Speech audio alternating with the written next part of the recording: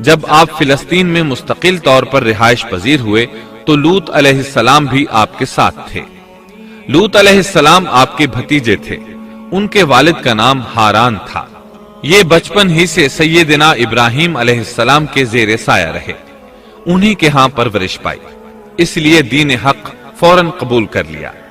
جب سیدنا ابراہیم علیہ السلام نے عراق سے شام کی طرف ہجرت کی تو یہ آپ کے ساتھ تھے، وہاں سے حران گئے تب بھی ساتھ تھے، پھر مصر کی طرف ہجرت کی تو بھی لوط علیہ السلام ان کے ساتھ تھے۔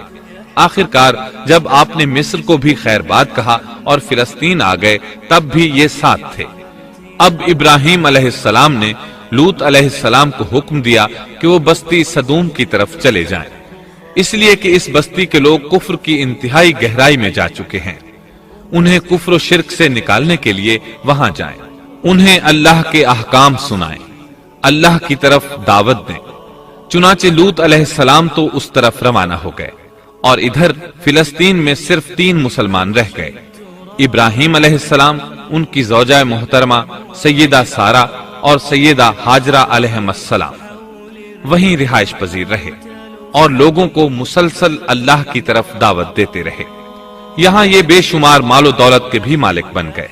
جب ان کی عمر 85 یا 86 سال ہوئی تو سارہ علیہ السلام نے سوچا، میں بانجھ ہوں، میرے خاوند بوڑھے ہیں لیکن اولاد کی تمنا ہے، تو کیوں نہ میں اپنی لونڈی ہاجرہ ہدیے اور تحفے کے طور پر ابراہیم علیہ السلام کو دے دوں۔ چنانچہ ہاجرہ ابراہیم علیہ السلام کو مل گئیں، انہوں نے ان سے شادی کر لی۔ اللہ رب العزت نے جلد ہی ان کے بطن سے آپ کو اسماعیل علیہ السلام عطا فرمائے۔ ہاجرہ علیہ السلام کے ماں بننے پر اور ان کی اولاد کو دیکھ کر سیدہ سارہ علیہ السلام کو فطری طور پر غیرت کا احساس ہوا۔ اللہ کی قدرت دیکھیے، خود ہی انہیں ہاجرہ کو تحفے میں دیا تاکہ اولاد حاصل ہو، اور جب وہ ماں بن گئیں تو اب غیرت محسوس کر رہی ہیں۔ اپنی اس کیفیت سے مجبور ہو کر سیدہ سارہ نے ابراہیم علیہ السلام سے کہا، آپ مجھے اس کے ساتھ ایک جگہ پر نہ رکھیں۔ مورخین اور سیرت نگار لکھتے ہیں کہ ہاجرہ علیہ السلام ایک نطاق پہنا کرتی تھی، یعنی وہ جسم کے درمیان ایک لمبا کپڑا لٹکا لیتی تھی تاکہ وہ کپڑا گھسٹ گھسٹ کر قدموں کے نشانات مٹا دے اور سارہ کو نظر نہ آئے، کیونکہ سارہ غیرت کی حد کو پہنچ چکی تھی۔ ابراہیم علیہ السلام نے جب سارہ علیہ السلام کے اندر غیرت کے آثار دیکھے تو ہاجرہ کو ان کی نگاہوں سے دور کر دیا۔ ادھر اللہ کا حکم بھی نازل ہو گیا کہ اپنی بیوی ہاجرہ اور دودھ پیتے بچے اسماعیل کو ساتھ لے لیں اور مکہ کی طرف رخ کر لیں۔ ابراہیم علیہ السلام مکہ کی طرف روانہ ہوئے، یہاں تک کہ مکہ پہنچ گئے۔ یہ جگہ اس وقت بالکل ویران اور بے آباد تھی، نہ کوئی انسان تھا، نہ پانی، نہ نباتات کے آثار تھے، غرض کوئی چیز نظر نہیں آتی تھی، بس پہاڑوں کے درمیان ایک بے آب و گیاہ میدان تھا۔ یہی وہ مقدس اور تاریخی وادی تھی جہاں ابراہیم علیہ السلام اپنی زوجہ اور لخت جگر کو چھوڑ کر واپس پلٹے۔ سیدہ ہاجرہ علیہ السلام کو بہت حیرت ہوئی، انہیں یہ امید نہیں تھی کہ ان کے خاوند انہیں ایک بے آباد جگہ تنہا چھوڑ کر چل دیں گے، اس پر بچے کی ذمہ داری الگ تھی۔ چنانچہ انہوں نے ابراہیم علیہ السلام کو آواز دی، لیکن انہوں نے مڑ کر بھی نہ دیکھا۔ اب وہ ان کے پیچھے آئیں اور قریب پہنچ کر بولی، اے ابراہیم، ہمیں کہاں چھوڑے جا رہے ہو؟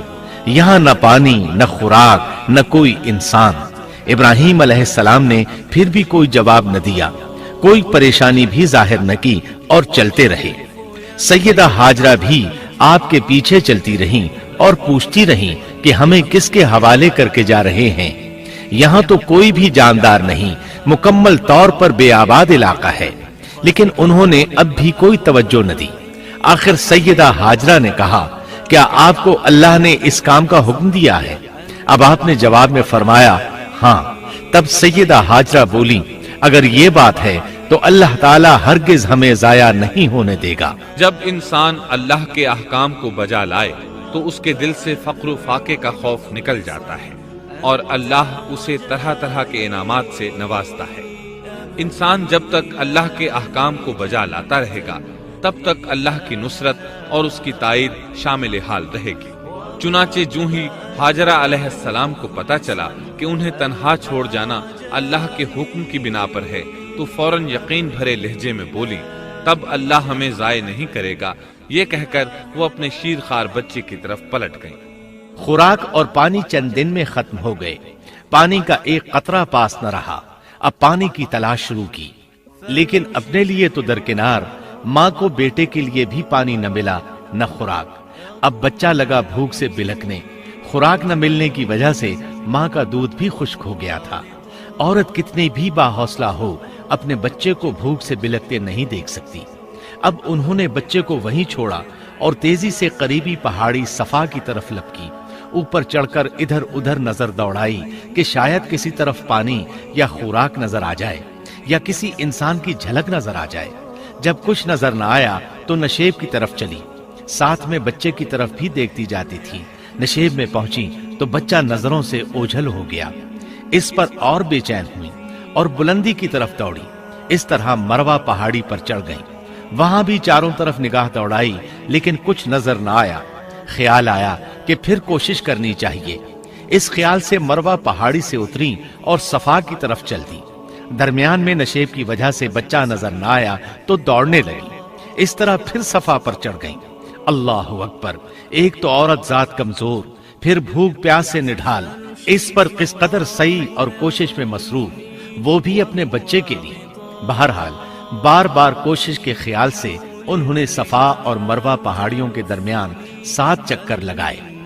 यही वजह है मुसलमान आज़मीन हज सफा और मरवा के दरमियान सई करते हैं, ताकि इस वाक़े की याद ताज़ा हो जाए। जब वो आखिरी मर्तबा मरवा पर पहुंची तो उन्होंने एक आवाज सुनी। ये आवाज इस्माइल अलैहिस्सलाम के करीब से आई थी।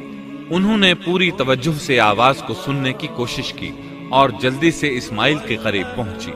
क्या देखती हैं, इस्माइल के कदमों के नीचे से पानी फूट रहा है, क्योंकि जिब्रील अलैहिस्सलाम को अल्लाह ने इस साबिरा खातून की मदद के लिए भेजा था। उन्होंने जमजम वाली जगह पर अपना पर मारा तो इस्माइल के कदमों के पास से एक अजीम चश्मा रहमत नमूदार हुआ।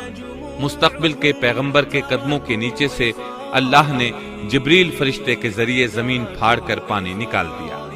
यही आबे जमजम का आगाज था। हाजरा अलैहिस्सलाम पानी को आंखें फाड़ फाड़ कर हैरत से देख रही थी। उनकी खुशी की इंतहा न रही जब उन्होंने देखा पानी फूट फूट कर चारों तरफ बह रहा है। जमीन हमवार थी, इसलिए उन्होंने जमीन को खोदना शुरू कर दिया ताकि पानी इधर उधर न बह जाए। फिर उन्होंने उस गड्ढे के चारों तरफ पत्थर रख दिए और जुबान से बोली, जम जम, इसका मतलब है रुक जा। नबी अकरम सल्लल्लाहु अलैहि वसल्लम का फरमान है, अल्लाह इस्माइल की वालिदा पर रहम फरमाए। अगर वो जल्दबाजी से काम न लेती तो जमजम एक बहने वाला चश्मा होता। लेकिन उन्होंने इसके गिर्द बंद बांध दिया। उन्हें दरअसल उस वक्त पानी की शदीद जरूरत थी, इसलिए उन्होंने पानी को अपने पास जमा कर लिया ताकि बहकर जाय न हो जाए। उन्होंने इस्माइल को पानी पिलाया, खुद भी खूब पिया, और ये अल्लाह ताला की तरफ से उनकी मेहमान नवाजी थी। वहां कोई और इंसान नहीं था, ना खाने की कोई चीज थी, बस यही आबे जमजम उनके लिए खाने और पीने का काम दे रहा था। अब चूंकि जमजम एक चश्मा बन गया था, इसलिए परिंदे भी आने लगे। उन्हीं दिनों अरब के कबीलों में से एक कबीला बनु जुरहुम यमन को खैरबाद कहकर इस तरफ आ रहा था। यमन में एक बहुत बड़ा डैम था। पहाड़ों के दरमियान उन्होंने पानी को रोककर एक बहुत बड़ा बंद कायम कर रखा था। उससे पूरा साल आसानी से खेती बाड़ी करते थे। इस डैम की बदौलत उनका आबपाशी का निजाम बहुत अच्छा था।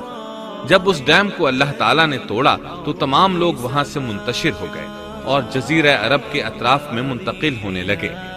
वहीं से हिजरत करने वाला एक कबीला बनु जुरहुम था। ये लोग बुनियादी तौर पर अरब थे। ये कबीला सफर में रहता, जहां कहीं पानी और चिरागाह नजर आते वहीं पड़ाव डाल देते। जब वहां खुराक खत्म हो जाती तो आगे सफर शुरू कर देते। चूंकि वो बहुत बड़े ताजिर थे, इस बिना पर उन रास्तों से खूब वाकिफ थे। उन्हें चश्मों का खूब इल्म था। मुल्क के शाम की तरफ भी उनकी आमदो रफ्त थी। ये कबीला बनु जुरहम मक्का के करीब पहुंचा تو फिजा में परिंदों को मंडलाते पाया। कहने लगे, इन परिंदों की मौजूदगी में जरूर कोई राज है।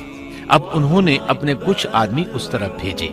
ये लोग जल्द ही चश्मे तक पहुंच गए। उन्होंने वहां एक औरत और उसके बच्चे को पाया। फिर वो लोग उनके पास आए, वहां पड़ाव डालने की इजाजत मांगी। सैयदा हाजरा ने फरमाया, ठीक है, लेकिन शर्त यह है कि तुम्हें उजरत अदा करना होगी। उनके लिए यह सस्ता सौदा था। उनके पूरे कबीले को सामान्य जिंदगी मिल रहा था, जबकि सिर्फ एक औरत और उसके बेटे की जिम्मेदारी उन पर आयद हो रही थी। उन्होंने फौरन हामी भर ली और वहां रिहाइश इख्तियार कर ली। इस तरह ये लोग सैयदा हाजरा अलैहिस्सलाम की मईशत का जरिया बन गए और इस तरह सैयदना इस्माइल अलैहिस्सलाम बनु जुरहुम में परवरिश पाते रहे। उन्होंने उन लोगों से अरबी सीख ली और उनसे भी ज्यादा अरबी दान बन गए। फसाहत और बलागत से अरबी में बातचीत करने लगे। फिर उनकी इस कबीले में शादी हो गई। उनकी औलाद से अरब कौम का आगाज हुआ। इन्हीं में से सरवरे कायनात मुहम्मद सल्लल्लाहु अलैहि वसल्लम की विलादत बासआदत हुई। बनु जुरहुम की आमद और आबादी इब्राहिम अलैहिस्सलाम की दुआ का नतीजा थी। जब उन्होंने अपनी बीवी और बच्चे यानी दो कमजोर इंसानों को इस वीरान जगह छोड़ा था तो ये दुआ मांगी थी, ऐ हमारे परवरदिगार, मैंने अपनी कुछ औलाद इस बेआबाद जंगल में तेरे हुर्मत वाले घर के पास बसाई है। यहाँ ये सवाल पैदा होता है कि क्या उस वक्त बैतुल्लाह की तामीर हो चुकी थी? दुरुस्त बात यह है कि उस वक्त खाना काबा की तामीर नहीं हुई थी।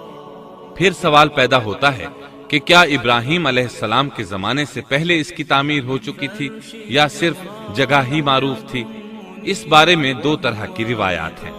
बाज में आता है कि सिर्फ इसकी जगह मारूफ थी और बाज में है कि इब्राहिम अलैहिस्सलाम से पहले शीस अलैहिस्सलाम ने इसको तामीर किया था और वो गर्दिश अय्याम के साथ साथ मुनहदिम होकर खत्म हो गया।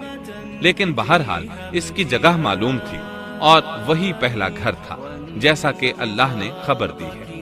अल्लाह ताला ने पहला घर जो लोगों के लिए मुकर्रर किया था वही है जो मक्का में है और वो पूरी दुनिया के लिए बरकत और हिदायत वाला है।